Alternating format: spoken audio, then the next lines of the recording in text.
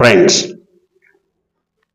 ఆంధ్రప్రదేశ్లో ఉన్నత స్థాయి అధికారుల సమీక్షా సమావేశాలు జరుగుతున్నాయి. ఐఏఎస్లు, ఐపీఎస్లు కీలక బాధ్యతలు నిర్వహిస్తున్నటువంటి, అంటే ప్రభుత్వంలో కీలకంగా వ్యవహరించే అధికారుల సమీక్షా సమావేశాలు జరుగుతున్నాయి. అయితే చంద్రబాబు రొటీన్కి భిన్నంగా, గతానికి భిన్నంగా కొత్త అంశాలను ఏమైనా తీసుకొచ్చి పరిచయం చేస్తారు, మాట్లాడతారు అని భావించినటువంటి అధికారులకు గతంలో ఏ విధంగా అయితే సమీక్షలు సాగాయో ఇప్పుడు అదే విధంగా సమీక్షలు కొనసాగుతున్నాయి. గంటల తరబడి 2014 నుంచి 19 వరకు కొంతమంది సీనియర్ అధికారులైతే తాము విసిగిపోయామని, అందులో సబ్జెక్ట్ లేకపోయినా పదే పదే అదే అంశం పైన తమకు క్లాసులు పీకి ఏం చేయాలో పాలుపోని పరిస్థితి తీసుకొచ్చారని వాపోయినటువంటి పరిస్థితి. ఇప్పుడు కూడా అదే జరుగుతోంది. గంటల తరబడి సమీక్షలు. ఈ సమీక్షల వల్ల ఏమొస్తుంది అవుట్కమ్ అంటే ఇందులో కూడా రాజకీయ ఉపన్యాసాలకే ప్రాధాన్యం ఇస్తున్నారు. 5 ఏళ్ళు ఏం జరగలేదు, జగన్మోహన్ రెడ్డి కాలంలో రాష్ట్రం నష్టపోయింది, దివాలా తీసింది, సమీక్షలు జరగలేదు, నిరంతర సమీక్షలు జరగలేదు, మానిటరింగ్ జరగలేదు. ఎవరికి వారు తమదైన శైలిలో పాలన సాగిస్తారు. మానిటరింగ్ ఏ విధంగా చేయాలి, లేదా సమీక్షలు ఏ విధంగా జరపాలి, ఒక్కసారి ఒక 200 మందిని పిలిచి జరపాలా, లేదా 1-to-1 అధికారులను పిలిపించి వారితో మాట్లాడాలా, ఇది రకరకాల డిఫరెంట్ ప్రాసెస్ ఉంటాయి. ఏ రాజకీయ నాయకుడికైనా వారి వ్యవహార శైలి విభిన్నంగా ఉండొచ్చు. కానీ ఇప్పుడు కూడా అనేక అంశాలపైన అందరినీ కూర్చోబెట్టి అందరిలో గంటల తరబడి చర్చలు జరపడం వల్ల ఫలితం ఏముంటుంది? ఇప్పుడు ఈ అంశంలో కూడా గ్రౌండ్ రియాలిటీ, ప్రాక్టికాలిటీని మర్చిపోయి అనేక రకాల సమీక్షలు జరుగుతున్నాయా అనేది ప్రజల భావన. ఎందుకంటే ఆ సమీక్షలు లైవ్ టెలికాస్ట్ ఇచ్చారు కాబట్టి వాటిని చూసిన తర్వాత వీటి వల్ల ఏంటి ఫలితం అనేది అందరికీ వచ్చేటువంటి ఆలోచన. ముఖ్యంగా బియ్యం విషయమే తీసుకున్నాం.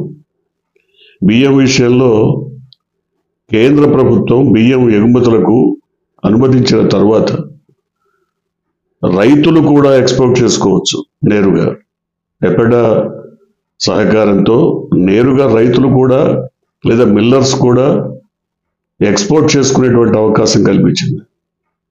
లేదు, ఎవరైనా మీడియేటర్స్ ఉండి ఇతర దేశాలతో, ఇతర రాష్ట్రాలతో నెగోషియేట్ చేసి ఎక్స్పోర్ట్ చేసుకోవడం వల్ల ఎక్కువ ధర పలికేటువంటి అవకాశం ఉంది. రైతుకి లోకల్గా అమ్మటం వల్ల, లోకల్ మీడియేటర్స్కి అమ్మటం వల్ల, దళార్లకు అమ్మటం వల్ల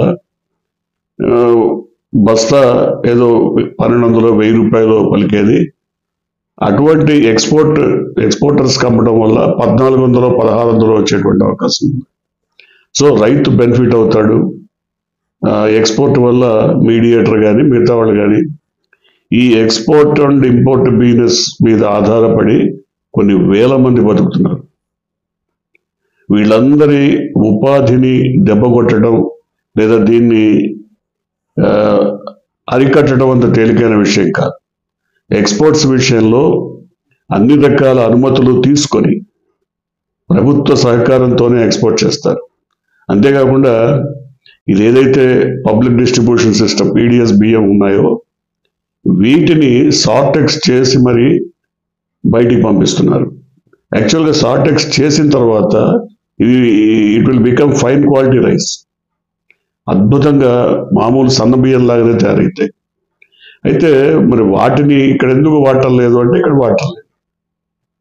ఇక్కడ ఆ సార్టెక్స్ చేసి దాన్ని కరెక్ట్గా డిస్ట్రిబ్యూట్ చేసే సిస్టమ్ని జగన్మోహన్ రెడ్డి డెవలప్ చేశారు, సార్టెక్స్ చేసి ఇద్దామని. దానివల్ల ఇక్కడ లోకల్ యూటిలిటీ పెరిగింది.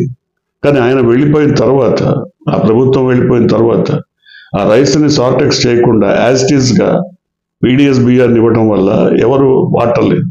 అంతేకాకుండా మీరు రేషన్ షాప్కి వెళ్ళి తెచ్చుకోండి అనేటప్పటికీ వాళ్ళు ముసలి వాళ్ళు, వృద్ధులు, చాలామంది వికలాంగులు వీళ్ళంతా వెళ్ళలేక, తెచ్చుకోలేక అవి డీలర్స్ దగ్గరే మురిగిపోతున్నాయి.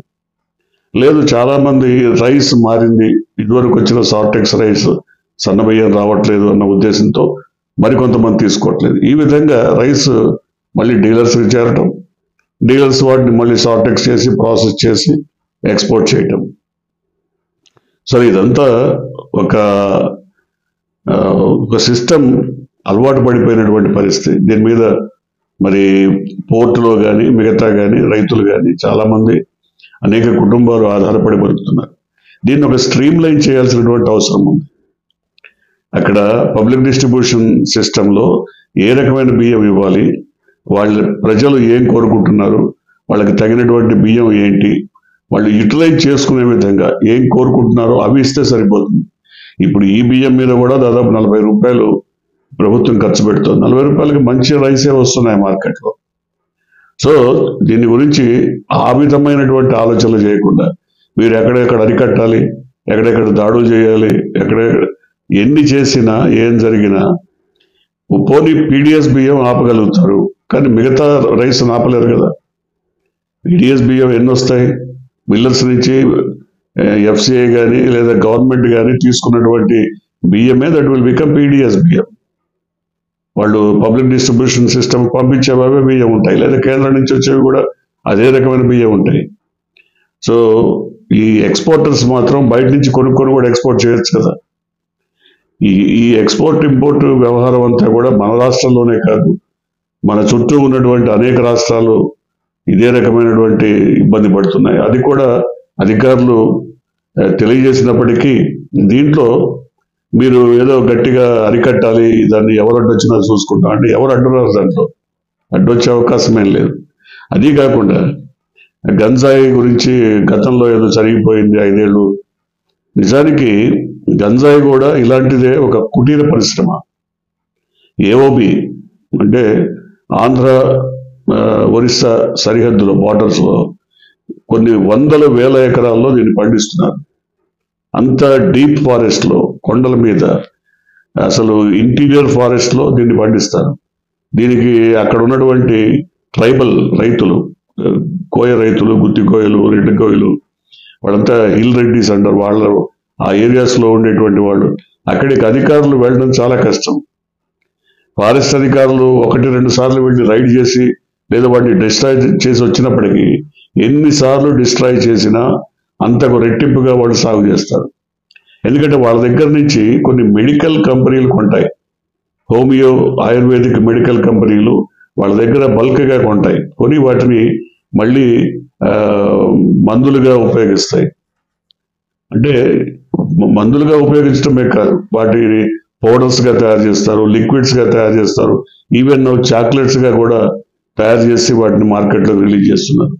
నిజానికి గంజాయి లాంటి వాటి ద్వారా ఓపియం, దాని ద్వారా ఓపియం వస్తుంది. Opium it's not nothing but anaesthesia medicine అది.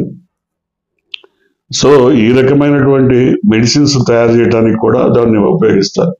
అయితే ఏఓబిలో ఆంధ్ర ఒరిస్సా సరిహద్దులో ఉన్నటువంటి ఇంటీరియర్ ఫారెస్ట్లో ఉన్నటువంటి వందల వేల ఎకరాల గంజాయిని డిస్ట్రాయ్ చేయటం వల్ల అది ఒక కుటీర పరిశ్రమగా బతుకుతున్న కొన్ని వందల వేల కుటుంబాలు నష్టపోయే ప్రమాదం ఉంది. దాన్ని స్ట్రీమ్ లైన్ చేయొచ్చు. దాన్ని ఏ మెడికల్ కంపెనీకి కావాలో, ఎంత కావాలో, వీళ్ళు ఎంత ప్రొక్యూర్ చేస్తున్నారు, దాన్ని ఎంత వాళ్ళకి ఇస్తున్నారు, ఇవన్నీ కూడా స్ట్రీమ్ లైన్ చేయొచ్చు. అంతేగాని దాన్ని అరికట్టడం అంటే అంత తేలికైనటువంటి విషయం కాదు. దాంట్లో పోలీసులు వెళ్ళినా, ఫారెస్ట్ అధికారులు వెళ్ళినా, లేదా రెవెన్యూ సిబ్బంది వెళ్ళినా, ఈవెన్ కలెక్టర్ వెళ్ళినా, ఎస్పీ వెళ్ళినా ఆ కాసేపు డిస్ట్రాయ్ అయిపోతాయి, మళ్ళీ నెక్స్ట్ డే మళ్ళీ పెరుగుతాయి. సో ఇది ఒక పెద్ద యుద్ధమే నడుస్తుంది. సెంచరీస్, ఎంతో కాలం నుంచి నడుస్తుంది. దీన్ని ఇవాళకి వాళ్ళు ఆపడం సాధ్యం కాదు. కాకపోతే వాళ్ళకి లేదా ఈ సాగుని వదిలిపెడితే మీకు ప్రత్యామ్నాయ మార్గాలు చూపిస్తాం, ఆదాయ వనరులు, లేదా వేరే సాగు చేయండి, దానికంటే ఎక్కువ మీకు ఆదాయం వచ్చేట్టు చేస్తామని వారిని ఆ రకంగా ఆయన మళ్లించాలి. అది కూడా చేయట్లేదు. ఎంతసేపటికి ధ్వంసం చేసి వచ్చేస్తారు తప్ప వారిని వేరే రకాల రూట్స్ చూపించి మళ్లించట్లేదు. ఇట్లాంటి వాటన్నిటి మీద కూడా జగన్మోహన్ రెడ్డి చేయలేకపోయాడు. లేదా ఎక్కడ దేశంలో గంజాయి పట్టుబడిన అది దాని రూట్స్ అన్ని ఆంధ్రప్రదేశ్లో దొరుకుతున్నాయి, లేదా ఆయన ఏదో దీన్ని పట్టించుకోలేదు, అసమర్థత, ఇవన్నీ కరెక్ట్ కాదు. ఇవి ఎంతమంది ముఖ్యమంత్రులు మారినా, ఎన్ని ప్రభుత్వాలు మారినా ఖచ్చితంగా ఇది ఒక వేళ్ళూనుకు పోయిన డీప్ రూటెడ్ సిస్టమ్గా మారిపోయినది. సో దాన్ని అరికట్టడానికి ప్రత్యామ్నాయ మార్గాలు ఆలోచించి గిరిజనుల్ని ఆ రకమైనటువంటి ఆ వైపు మళ్లించటం తప్ప వేరే మార్గం లేదు. ఈ సమీక్షల్లో గొంతు చించుకొని ఆఫీసర్లు ఏదో చెప్పి లేదా ప్రభుత్వం ఏదో మాట్లాడి దీనివల్ల వచ్చే ఉపయోగం లేదు. ఇప్పుడు చేసినటువంటి సమీక్షల్లో ఎక్కడా కూడా ఒక నిర్దిష్టమైనటువంటి సిస్టమ్ డెవలప్ చేసిన అంశం ఏదీ లేదు. అన్నిటి మీద మాట్లాడుతున్నారు, కానీ ఈ నిర్దిష్టంగా ఇది చేయాలి, ఈ సిస్టమ్ డెవలప్ చేయాలని ఒక నిర్ధారణకు వచ్చినటువంటి పద్ధతి ఏం లేదు. రకరకాలుగా మంత్రులు ఒకటి చెప్తారు, అధికారులు ఇంకోటి చెప్తున్నారు, సీఎం ఇంకోటి భావిస్తారు. ఎక్కడా కూడా దీనికి యాక్షన్ ప్లాన్ లేదు, సరైనటువంటి నిర్ధారిత ప్రణాళిక లేదు. సో దానివల్ల ఇదంతా కంఠశోషగానే మిగిలిపోతుంది. మళ్ళీ రేపు వాళ్ళ జిల్లాలకు వెళ్తారు, వాళ్ళ యథావిధి రొటీన్ పద్ధతిలోనే పాలన కొనసాగేటువంటి అవకాశం కనబడుతోంది. అంటే ఈ సమీక్షల వల్ల, ఇలాంటి నిరర్థక సమీక్షల వల్ల కాలహరణం, సమయం కాకుండా waste of money, waste of time, ఇవన్నీ ఇట్లాంటి వాటి కాకుండా 1-to-1 జిల్లాల నుంచి పిలిపించి ఎస్పీని లేదా కలెక్టర్ని, ఇతర రెవెన్యూ సిబ్బందిని పిలిపించి అసలు ఏంటి అక్కడ లోకల్గా ఉన్నటువంటి ఇబ్బందులు ఏంటి, సాధక బాధకాలు ఏంటి, వాటిని ఏ విధంగా సార్ట్అవుట్ చేయాలి, వాటికి పరిష్కారాలు ఏంటి, మనకి ఏమన్నా నిధులు కావాలా, ఇవాళ రాష్ట్ర ప్రభుత్వంలో జీతాలు ఇవ్వడానికే నిధులు లేవని చెప్తున్నటువంటి పరిస్థితుల్లో వాళ్ళు అధికారులు ఏదైనా ఒక కొత్త సిస్టమ్ని ఇవాల్వ్ చేయాలన్నా, వాటిని అమలు చేయాలన్నా బోర్డంత నిధులతో కూడుకునేటువంటి విషయం, డబ్బు ఖర్చుతో కూడుకునేటువంటి విషయం. మరి జీతాలకే డబ్బులు లేనటువంటి పరిస్థితుల్లో మరి అధికారులు కూడా వాటికి ముందుకు రారు, ప్రభుత్వం కూడా ఖచ్చితంగా అమలు చేయమని చెప్పలేదు. సో ఇలా ఈ సమీక్షల వల్ల ఏం జరుగుతోందంటే గత 2014-19 కాలంలో రోజుల తరబడి, గంటల తరబడి సమీక్షలు జరిపి చివరికి అక్కడే ఏదో టిఫిన్ చేసి, భోజనం చేసి, కాఫీ తాగి, ఇడ్లీ నిద్రపోవడమే తప్ప జరిగింది ఒరిగింది ఏమీ లేదు. ఇప్పుడు కూడా అదే నడుస్తోంది. చూడాలి ఈ సిస్టమ్ ఏమన్నా మారుతుందో, మారుస్తారేమో చూడాలి.